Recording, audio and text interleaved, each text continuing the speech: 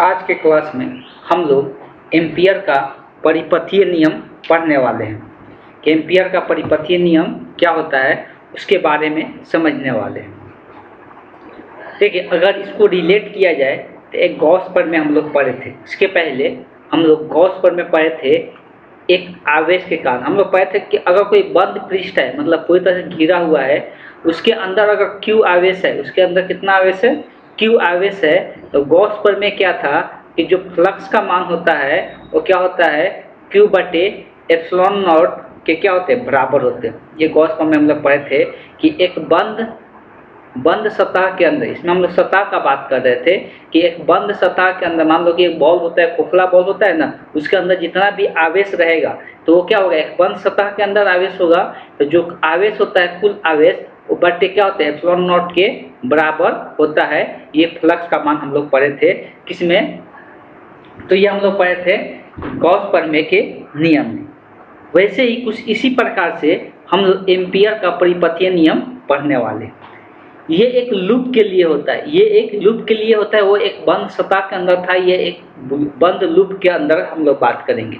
दोनों में अंतर हम लोग बात पहले कर लेते हैं। बंद सतह का मतलब चारों तरफ से बंद, और लूप का मतलब क्या होता है कि एक सर्कल, मान लो कि एक रस्सी लिए और रस्सी लेकर चारों तरफ से घेर दिए इसके अंदर, तो ये एक लूप, बंद लूप हो गया। और सतह के अंदर मतलब चारों तरफ से क्या होना चाहिए, बंद होना चाहिए, तो वो सतह के अंदर हो गया। लेकिन जो एम्पियर का परिपथीय नियम होगा वो एक बंद लूप के अंदर अप्लाई होगा, एक बंद लूप के अंदर अप्लाई होगा। इस बात को ध्यान में रखना है। हेडिंग डालना है एम्पियर का परिपथीय नियम। उसके बाद हेडिंग डालने के बाद इसको यहाँ से लेके यहाँ तक लिख लेना है। ये क्या कर रहा है उसके बारे में हम लोग थोड़ा सा समझ लेते हैं। बोल रहा है किसी बंद लूप में चुंबकीय क्षेत्र B का रैखिक समाकलन, किसी बंद लूप में चुंबकीय क्षेत्र B का रैखिक समाकलन उस लूप में निहित क्षेत्रफल से गुजरने वाले नेट अस्थायी विद्युत धारा म्यू नॉट के गुना के क्या होते हैं, बराबर होते हैं। म्यू नॉट जो होता है वो क्या होता है, मुक्त आकाश का चुंबकशीलता होता है। जैसे एप्सिलॉन नॉट क्या होता था, तो ये होता था मुक्त आकाश का विद्युतशीलता होता था, वैसे म्यू नॉट जो होता है वो क्या होता है, चुंबकशीलता होता है। इस बात को ध्यान में रखना है। तो ये हेडिंग लिखने के बाद अब यहाँ पर हम लोग बात करेंगे, जब हेडिंग लिख लिए, इसका डिफिनेशन लिखने के बाद हम लोग बात करेंगे कि मान लेते हैं कि ये एक लूप है, ये एक लूप है और इस लूप में एक धारा प्रवाहित हो रहा है, एक धारा प्रवाहित हो रहा है एक लूप के अंदर से। लूप को ऐसे दिखाते हैं, पिछले क्लास में समझाए थे कि इस लूप का मतलब कि 3 डायमेंशनल का लूप का मतलब कि इस प्रकार से है, और इसके अंदर एक तार है और तार से कितना I धारा प्रवाहित हो रहा है। ये जो तार है इस लूप के अंदर से होकर गुजर रहा है, ये जो तार है इस लूप के अंदर से होकर गुजर रहा है। तो ये एक लूप है और इस लूप के अंदर I धारा प्रवाहित हो रहा है, इस लूप के अंदर I धारा प्रवाहित हो रहा है। तो इस लूप, जो लूप लिए है, इस लूप के ऊपर किसी भी एक बिंदु पर, मान लो कि एक लूप लिए है, इस लूप के किसी भी एक बिंदु पर जो चुंबकीय क्षेत्र का मान होता है वो B है, और ये जो लूप का एक छोटा सा हिस्सा लिए है जिसका लंबाई कितना है, dl है, जिसका लंबाई कितना है, dl है, तो बताया जाता है इंटीग्रेशन ऑफ, ये बंद सतह के लिए दर्शाया जाता है। ठीक, ये बंद सतह का रेगुलर कार साइन इंटीग्रेशन के ऊपर दिया जाता है, इंटीग्रेशन B dl, या सदिश रूप में लिखना चाहते हैं तो B डॉट dl जो बराबर होता है कितने के बराबर होता है, तो B डॉट जो dl बराबर होता है म्यू नॉट इंटू I के क्या होते हैं, बराबर होते हैं, म्यू नॉट इंटू I के क्या होते हैं, बराबर होते हैं। तो B डॉट dl बराबर कितने, म्यू नॉट इंटू I के, I इसका धारा हो गया। तो इस लूप से अगर एक धारा जा रहा है तो पहले तो इसको लिख लेना है। डिफिनेशन लिखने के बाद थोड़ा सा एक और चीज़ समझा देते हैं कि मान लो कि एक वृत्ताकार पाथ है और इससे एक धारा नहीं, इससे 2-3 धारा होके जा रहा है, इससे 2-3 धारा होके पार कर रहा है, इससे 2-3 धारा होके पार कर रहा है। इसका मान है I1, इसका मान है I2 और इसका मान है I3। तो इस केस में जो एम्पियर का परिपथीय नियम लगेगा, B डॉट जो dl का मान होगा वो बराबर होगा mu naught into summation of all धारा, इसका मतलब ये है कि एक लूप के अंदर जितना भी धारा होगा सारे धाराओं के सम के क्या होना चाहिए, यहाँ पे सारे धाराओं के योगफल के बराबर योग मतलब धारा होना चाहिए। इस लूप के अंदर जितना भी धारा प्रवाहित होगा वो सारे धाराओं का क्या होना चाहिए, योगफल के बराबर यहाँ पे धारा होना चाहिए। या आई भी लिख सकते हैं, इसको ऐसे भी लिख सकते हैं, mu naught into summation of I भी लिख सकते हैं। इस लूप के अंदर से जितना धारा प्रवाहित होगा वो सारे धाराओं को यहाँ पे इंडिकेट करना है, सारे धाराओं के योगफलों के योग के बराबर वहाँ पे दर्शाना है। तो ये बताता है एम्पियर का परिपथीय नियम।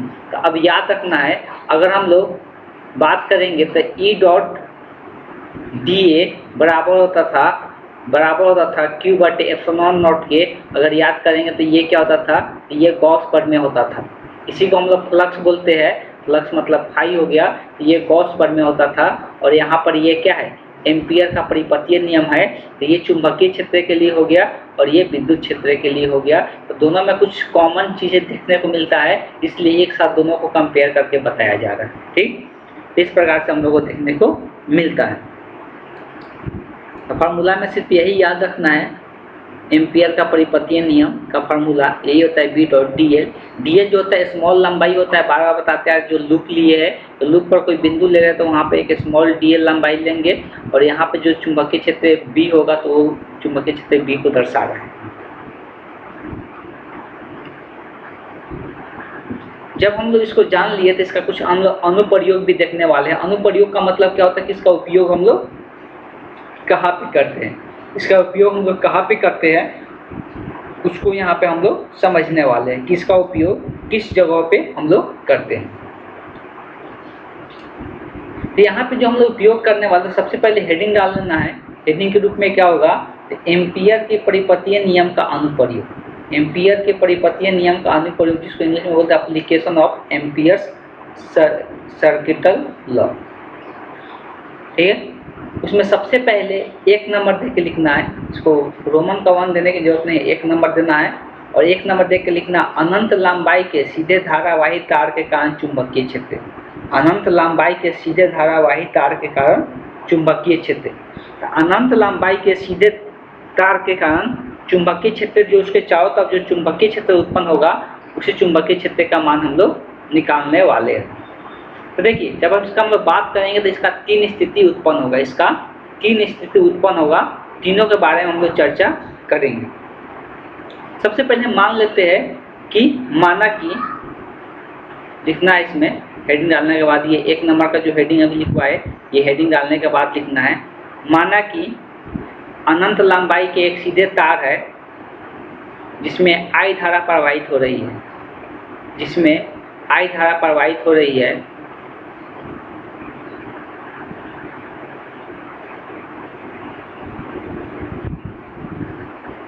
तार के अनुप्रस्थ काट के त्रिज्या तथा करके लिख लो, तथा तार के अनुप्रस्थ काट के त्रिज्या कैपिटल आर है।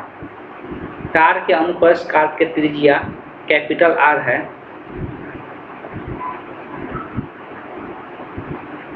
तो अब ए नंबर दे के लिखना है। तो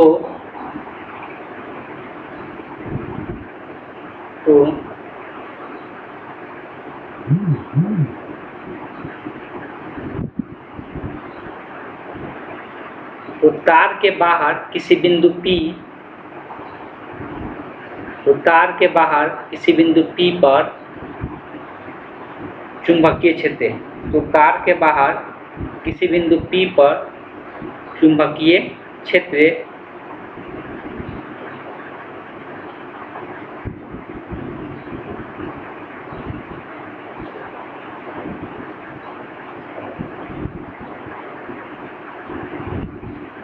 ठीक है। तार के बाहर हम लोग चुंबकीय क्षेत्र देखने वाले हैं, किसी भी बिंदु P पर कितना होगा वहाँ पे हम लोग देखने वाले हैं। ये जो तार है कैसा है, तो अनंत लंबाई का है। और अनंत लंबाई के तार के लिए किसी बिंदु P पर हम लोग इसके पहले देख चुके हैं कि चुंबकीय क्षेत्र का मान कितना होता है, लेकिन हम लोग फिर से यहाँ पे दोबारा देखने वाले हैं। और ये जो तार बनाया गया है, तार का कुछ मोटाई है, कुछ इसका अनुप्रस्थ काट है, जिसका क्षेत्रफल क्या लिया गया है, कैपिटल, जिसका त्रिज्या क्या लिया गया है, कैपिटल आर लिया गया है। ठीक, चलिए तो आते हैं इसके बारे में चर्चा कर लेते हैं। यहाँ पे सबसे पहले डायग्राम बना लेते हैं। डायग्राम हम लोग इसका ड्रॉ करते हैं। डायग्राम देखेंगे हम लोग, तो डायग्राम में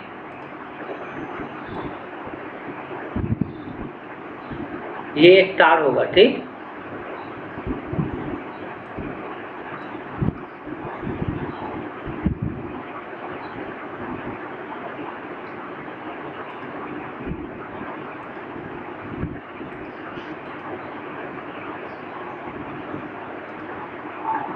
थोड़ा सा वेट कर लें।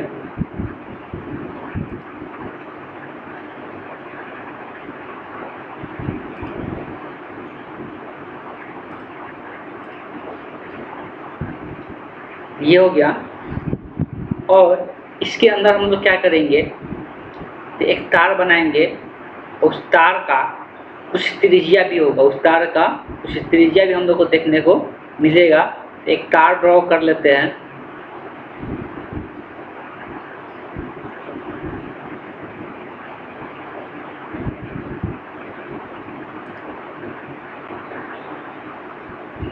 सॉरी वेट कर ले थोड़ा सा।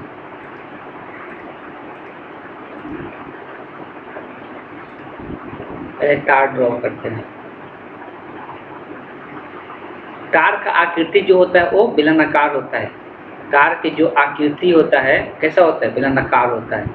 ये हम लोग का तार है, ये हम लोग का क्या है, तार है, ठीक। अब ये जो तार है, आउटर लेयर चेंज कर देते हैं,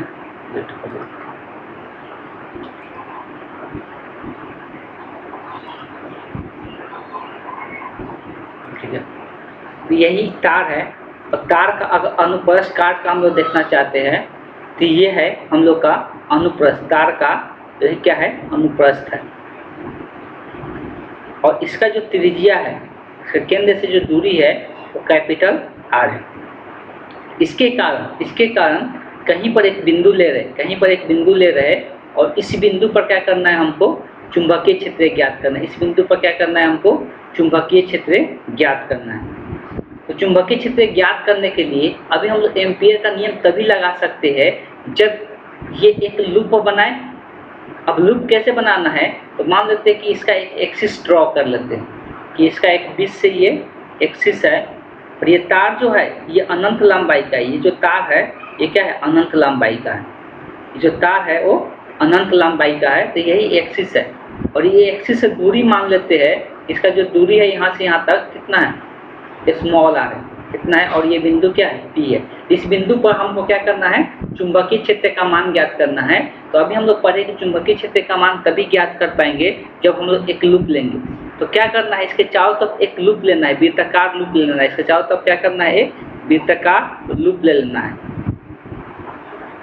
जिसका त्रिज्या कितना होगा, स्मॉल आर होगा। जिसका त्रिज्या कितना होगा, स्मॉल आर होगा। समान दूरी पर एक वृत्ताकार लूप लेना है, और यहीं पर क्या करना है, हमको चुंबकीय क्षेत्र का मान ज्ञात करना है।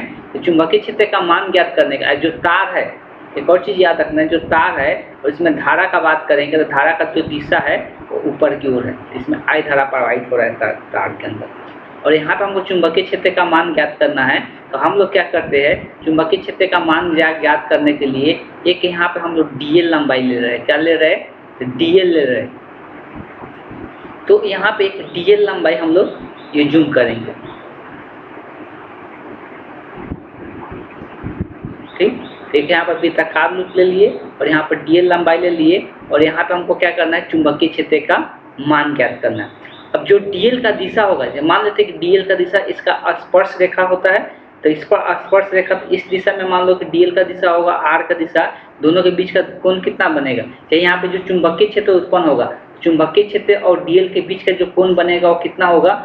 तो हम लोग इसके पहले जान चुके हैं कि जब भी चुंबकीय क्षेत्र का दिशा निकालना है, अगर इसका हम लोग इसके बाहर में कहीं पर, तो क्या करना है, औंठा को किस दिशा में करना है, तो औंठा को हम लोग जिधर धारा का दिशा है, मतलब धारा का दिशा ऊपर की तरफ करेंगे, और चारों उंगली को जब घुमाएंगे चुंबकीय क्षेत्र का जो दिशा निकल के आएगा वो किस तरह से निकल के आएगा, तो इस प्रकार से चुंबकीय क्षेत्र का दिशा निकल के आएगा।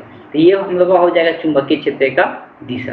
जिस तरफ चुंबकीय क्षेत्र का दिशा होता है उधर ही क्या होता है, डीएल का दिशा होता है। इधर क्या आ गया, डीएल का दिशा हो गया। इसका मतलब ये है कि डीएल और चुंबकीय क्षेत्र के बीच का कोण कितना है, 0 डिग्री है। डीएल का भी दिशा उधर ही होगा जिधर चुंबकीय क्षेत्र का दिशा होगा। तब हम लोग अगर एम्पियर का नियम से अगर लिखते हैं तो एम्पियर का नियम अभी हम लोग पढ़े, बंद लूप के अंदर बी डॉट डीएल का जो मान होता है वो बराबर होता है म्यू नॉट इंटू आई के क्या होते हैं, बराबर होते हैं। अगर हम लोग बी का बात करते हैं तो बी यहाँ पे देखो, इससे हमेशा आर दूरी पर, समान दूरी पर है ना। जब समान दूरी पर है तो चुंबकीय क्षेत्र का मान में कोई परिवर्तन होगा क्या, चुंबकीय क्षेत्र के मान में कोई परिवर्तन नहीं होगा। तो चुंबकीय क्षेत्र को हम लोग बोल सकते हो क्या है, अचर मान है, तो बाहर आ जाएगा, डीएल सिर्फ अंदर में रह जाएगा। और यहाँ पर क्या हो जाता है, म्यू नॉट इंटू आई के बराबर हो जाएगा। अब अगर बात करेंगे डीएल, तो डीएल क्या है, इंटीग्रेट कर रहे, पूरा को हम लोग क्या कर रहे हैं, इंटीग्रेट कर रहे। पूरा इंटीग्रेट करेंगे तो इसका डीएल लंबाई होगा, और ये लंबाई कैसा लंबाई होगा, तो बी ए पी वृत्ताकार पाथ के क्या होगा, त्रिज्या होगा, और वृत्ताकार पाथ के परिधि होगा। अब परिधि का मान हम लोग जानते हैं कितना होता है, 2 पाई आर होता है, बराबर म्यू नॉट इंटू आई हो जाएगा। अगर यहाँ से हम लोग बी का मान देखते हैं तो बी का मान निकल के आता है म्यू नॉट आई बटे 2 पाई आर हो जाएगा। तो स्मॉल आर के क्या है, व्युत्क्रमानुपाती है। या अगर बाहर में बात करते हैं कि हम लोग सीधा तार जो सीधा तार है जिसमें अगर आई धारा प्रवाहित हो रहा है तो उससे आर दूरी पर जो चुंबकीय क्षेत्र का मान होता है बाहर में म्यू नॉट आई बटे कितना, 2 पाई आर के बराबर होता है। यहाँ पर ये भी बोल सकते हैं जो बी होता है यहाँ पे क्या होता है, 1 बटे आर के समानुपाती होता है, या आर के क्या बोल सकते हैं, व्युत्क्रमानुपाती भी बोल सकते हैं। तो यहाँ से हम लोग ये निकल के आया फॉर्मूला। इसके पहले हम लोग यही फॉर्मूला देखे भी थे, यहाँ से भी यही है। इसके पहले हम यहाँ पे याद दिला देते हैं कि अनंत लंबाई के तार के लिए जो हम लोग निकाले थे, अनंत लंबाई के तार के लिए जो हम लोग निकाले थे उसको भी यहाँ पे हम एक बार दिखा देते हैं कि अनंत लंबाई के तार के लिए जो चुंबकीय क्षेत्र का मान आया था, यहाँ पे जब ये परिमित रहेगा, जब यहाँ पे अनंत कर दिया जाएगा, चुंबकीय क्षेत्र का जो मान आया था आर दूरी पर म्यू नॉट आई बटे 2 पाई आर के क्या आया था, बराबर आया था। अब दूसरा कंडीशन, पहला हम लोग लिखवा लिए कहाँ पे, हम लोग जब चुंबकीय क्षेत्र का मान कहाँ पे, चुंबकीय क्षेत्र का मान हम लोग देखे जब बिंदु कहाँ पे रहेगा, तब जब वो तार के क्या कहीं बाहर स्थित रहेगा तब। लेकिन अगर बिंदु कहाँ पे हो, तार के सतह पे हो, जब बिंदु कहाँ पे हो, तार के सतह पे हो, तब चुंबकीय क्षेत्र का मान क्या होगा उसको हम लोग देखने वाले हैं। ये बिंदु तार के सतह पर होगा तब चुंबकीय क्षेत्र का मान कितना होगा उसको हम लोग देखने वाले हैं।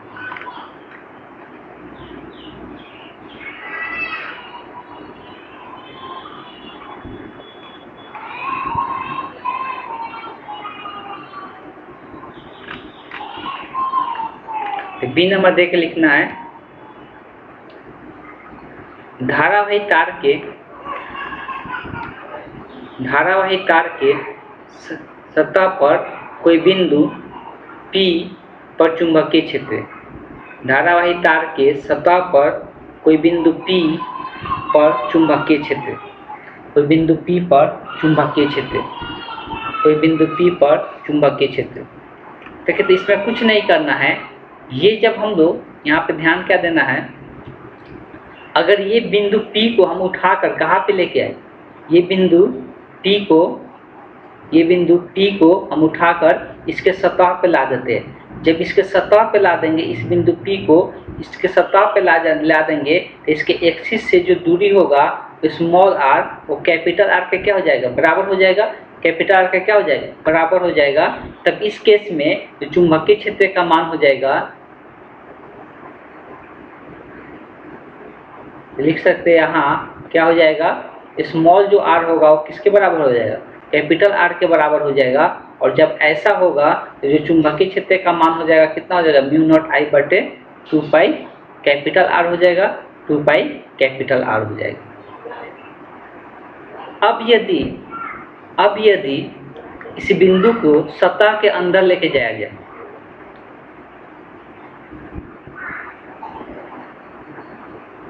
तो तीसरा सी नंबर दे के लिखना है, धारावाही तार के अंदर अंदर स्थित कोई बिंदु P पर चुंबकीय क्षेत्र, अंदर स्थित कोई बिंदु P पर चुंबकीय क्षेत्र, अंदर स्थित कोई बिंदु P पर चुंबकीय क्षेत्र। अब यहाँ पर जो बात हो रहा है, हम लोग किसका बात कर रहे हैं? अंदर में कोई बिंदु रहेगा तब क्या होगा, अंदर में कोई बिंदु रहेगा तब क्या होगा। हम लोग की यही हम लोग का वृत्ताकार पाथ है, तो धारावाही तार है,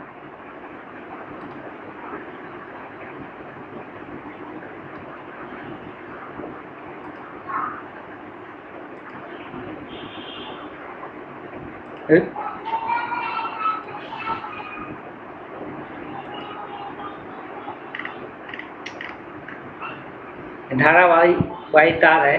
अब जो यहाँ पर हम लोग बात करने जा रहे हैं कि अब जो बिंदु होगा उस सतह पे नहीं होके पहले तो इसका एक्सिस, बीच वाला जो एक्सिस होता है, एक्सिस को ड्रॉ कर देते हैं। ये हमारा एक्सिस है और यहाँ से इसका दूरी कैपिटल R है। अब हम बात कर रहे हैं बिंदु कहाँ पे लेना है? इसके सतह के अंदर। कहाँ पे लेना है? इसके सतह के अंदर। मान लो कि यहाँ पे सतह के अंदर एक बिंदु P ले लिए, जो इसके एक्सिस से दूरी कितना है? स्मॉल r है।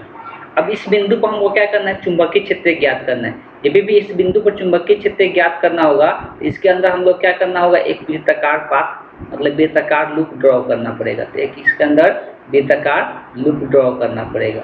अगर बात करेंगे चुंबकीय क्षेत्र का, चुंबकीय क्षेत्र का धारा का दिशा किधर है? ऊपर की ओर है।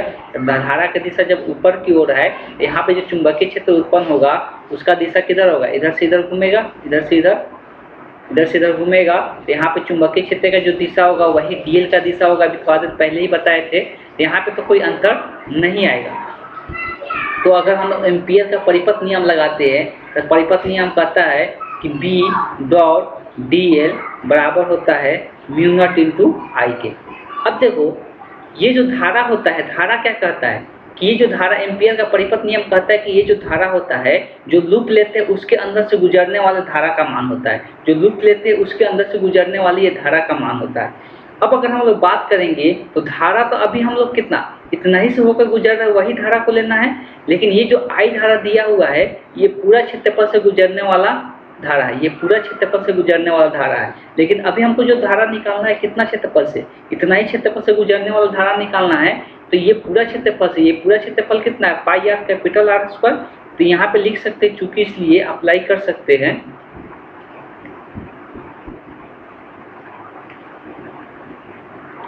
तो पेज खत्म हो गया उसका।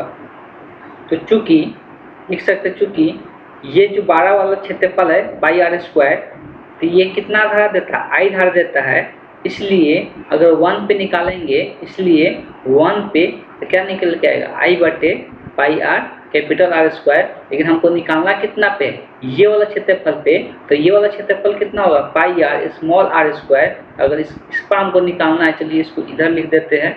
तो अगर इसलिए पाई आर स्मॉल आर स्क्वायर पे निकालना है, इसका धारा का मान कितना आ जाएगा? Pi R capital R square into pi R square. चूँकि इसलिए हम जानते हैं पाई से पाई कट जाएगा। तो अब जो धारा का मान आ रहा है कितना आ रहा है? आई स्मॉल आर स्क्वायर बटे कैपिटल आर स्क्वायर। तो ये आ गया हम लोग को धारा का मान। अब इस फार्मूला में रखेंगे तो बी तो फिर से अचर होगा, बाहर आ जाएगा। और डीएल का इंटीग्रेशन, तो डीएल का इंटीग्रेशन अभी थोड़ा देर पहले ही बता दिया गया कि डीएल का जो इंटीग्रेशन आएगा कितना? तो म्यू नॉट इंटू, पहले आई का मान रख देते। तो आई का मान है आई स्मॉल आर स्क्वायर बटे कैपिटल आर स्क्वायर। तो यहाँ से जो डीएल का मान आएगा फिर से कितना आएगा? 2 पाई स्मॉल आर आएगा, इसलिए कि ये यही लूप है। इसका हम लोग को लंबाई चाहिए, तो लंबाई कितना है? 2 पाई आर है। Mu naught into I small R square बटे capital R square, small R square बटे कैपिटल आर स्क्वायर। ध्यान देंगे तो एक आर से ये आर कट जाएगा। तो यहाँ से चलिए अब यहाँ पे थोड़ा ध्यान दे के लिखना है कि इधर अब लिखने जा रहे हैं। तो जो बी का मान आएगा म्यू नॉट आई बटे आर हो जाएगा, एक आर कट गया और नीचे में यहाँ पे 2 पाई इधर गुना में था इधर आएगा तो भाग में, और एक यहाँ पे आर स्क्वायर है। तो बी का मान क्या देखने को मिल रहा है? Mu naught I small R divided by 2 pi R square. अगर यहाँ पे देखा जाए तो जो बी आ रहा है आई के क्या है, आर के क्या है, दूरी के क्या है, समानुपाती है। दूरी के क्या है, समानुपाती है। लेकिन जब बाहर बिंदु ले रहे थे तो दूरी के क्या हो रहा था, विरोध का मान, मतलब दूरी बढ़ते जाएगा तो बी का मान क्या होगा, घटेगा। लेकिन अंदर में अगर रहेंगे तो वहाँ पे दूरी बढ़ाएंगे तो बी का मान क्या होगा, बढ़ेगा। इसलिए कि बी के क्या है, समानुपाती है। इसलिए कि बी के क्या है, समानुपाती है। तो ये कॉन्सेप्ट ध्यान में रखना है। तो इस बात को ध्यान में रखना है, जब हम लोग बाहर बात करेंगे किसी तार के बाहर चुंबकीय क्षेत्र का मान, तो दूरी के साथ क्या होता है, दूरी के साथ वो घटता है। लेकिन अंदर का बात करेंगे, अगर तार के अंदर चुंबकीय क्षेत्र देखेंगे तो एक्सिस से दूरी के साथ क्या होगा, बढ़ेगा। मतलब ये दूरी बढ़ेगा तो क्या हो, चुंबकीय क्षेत्र का मान भी बढ़ेगा यहाँ तक। लेकिन इसके बाद क्या होने लगता है, घटने लगता है। इस बात को ध्यान में रखना है, इस बात को ध्यान में रखना है। अब देखिए इसमें एक प्रॉब्लम क्या है, इसकी तो कंप्लीट हो गया इतना लिखने के बाद। जब हम लोग यहाँ पे आते हैं,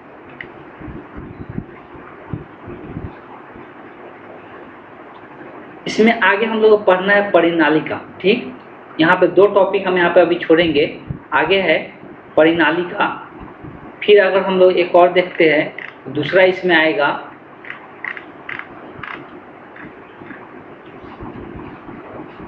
टॉयराइड। दूसरा क्या है, टॉयराइड। ये दोनों के बारे में हम लोग ऑफलाइन क्लास में पढ़ने वाले हैं। या तो हो सकता है सैटरडे को क्लास हो या संडे को हो, जिस दिन भी होगा ये दोनों टॉपिक हम लोग पढ़ने वाले हैं, परिनालिका और टॉयराइड। ये दोनों टॉपिक हम लोग ऑफलाइन क्लास में पढ़ेंगे। इसके आगे हम लोग जो पढ़ेंगे इस क्लास में पढ़ेंगे, इसके आगे का जो टॉपिक होगा वो है चुंबकीय क्षेत्र में धारावाही चालक पर कार्यकारी बल। चुंबकीय क्षेत्र में धारावाही चालक पे कार्यकारी बल। तो इस टॉपिक को हम लोग नेक्स्ट क्लास में पढ़ेंगे। आज के लिए हम लोग इस टॉपिक को इस क्लास को यहीं पर एंड करते हैं। नेक्स्ट क्लास में यहाँ से हम लोग स्टार्ट करेंगे। जो 2 टॉपिक इसमें छोड़ रहे हैं उसको हम लोग ऑफलाइन क्लास में देखेंगे। Thank you.